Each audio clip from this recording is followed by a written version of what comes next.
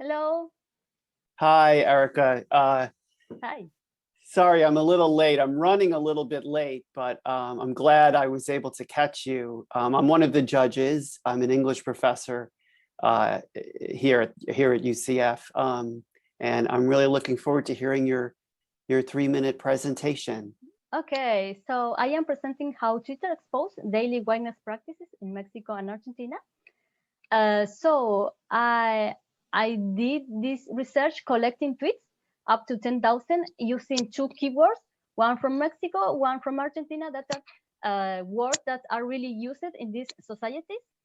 And my research question is how whiteness is functioning, produced, reproduced, and problematized in Twitter discourse to illustrate the social imaginary about the meaning of being white in Mexico and Argentina, and how that is related with the cultural and symbolic power exercised by the United States that validate the structure of privilege built around whiteness. With this, I want to say that being white in Argentina is not the same as being white in Mexico, because they like preserve social and historical structures that are like impacting in the idea of whiteness, but that is also related to how is to being white in the United States, and how the United States is like representing a power, and like validating whiteness, white supremacist station. So my findings are that whiteness in Mexico and Argentina are highly related to their national myths. For Mexico, the national myth is they are all mixed race, the mixture between the Amerindians and the Spanish people. And for Argentina, the national myth is that they transplant, in the 19th century, transplant people directly, citizens from Europe, to Argentine soil and let them mix themselves. So Argentine race is something like a melting pot of a lot of European race, but only Europeans, not Amerindians, not blacks. So in these societies, there are like structures that are related to the skin color that distribute the privilege to the whites and marginalize the dark people. And in this case, social media contributes or reflects the reproduction of these stereotypes, but also work as a counter discourse, especially when the murder of George Floyd happened. They start like discussing what is happening with the races in Argentina, what's happening with this in Mexico, it's the same. And some of them are saying we are not like the United States. The United States is a really racist country. We're not, because we are mixed race, or because we are all European, so we have no like problems with black people. But the things are really more complicated in relation to that. I also found that Mexican users relate whiteness to physical characteristics that like marginalize people that has more like indigenous features or black features. And Argentina, like the whiteness is more related to the political structures, who people that they consider white, in appearance, they are maybe blonde, they are maybe blue eyes, but they suggest that they have something black. They are something that is bad and is related to blackness. Excellent, thank you, Thank Erika. This is really important work, and it's so important right now.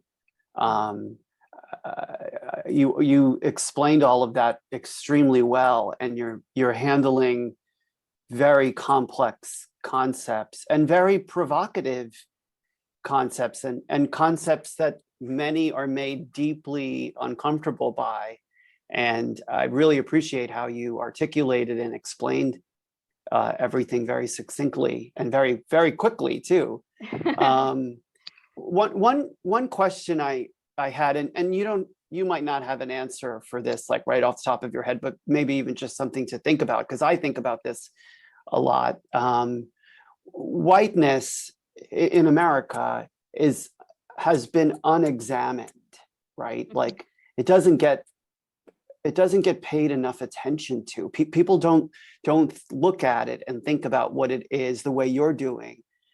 for whiteness in the contexts of Mexico and Argentina. Mhm. And yet at the same time, and we need to examine it, right? It needs to be examined and scrutinized, especially in America, maybe. Mhm. But then at the same time, as you said at the beginning, it's a social imaginary, Yeah. right? It's like, it's not even, it's a thing that's been invented. Mhm. How do you reconcile like this thing that we have to pay more attention to, but at the same time, I guess not, I guess I don't mean reconcile, but how do you explain to someone, yeah, it is a social imaginary, and that's absolutely true, of course, but then also that it has to be examined. Yeah, well, it happened because, you know, I come from a background of Argentine white people. So when I was explaining this topic to the people in Argentina, it was like they are like not comfortable with this. But I think it's, you know, it's worth to questioning why we have these ideas and why everyone wants to be white. In the case of Argentine people, because they don't want to be marginalized.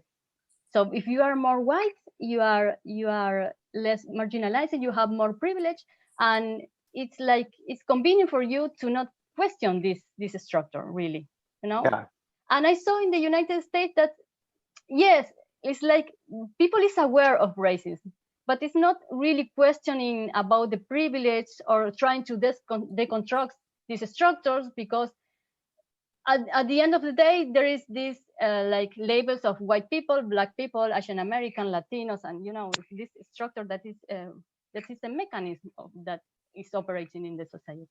yeah, So yeah, that's, I think that the only way to do it is like questioning why we are so why we are white, what represents to being white. I think yeah, making this question. yeah. Thank you very much, Erika. That's a really great presentation. I really appreciate it. Again, I think it's such important work, and I applaud you for doing that work. Thank you very much. Thank you for being here, and thank you for your words. Yes, thanks. Have a good rest of the symposium. Okay, thank you very much. Bye-bye. Bye bye.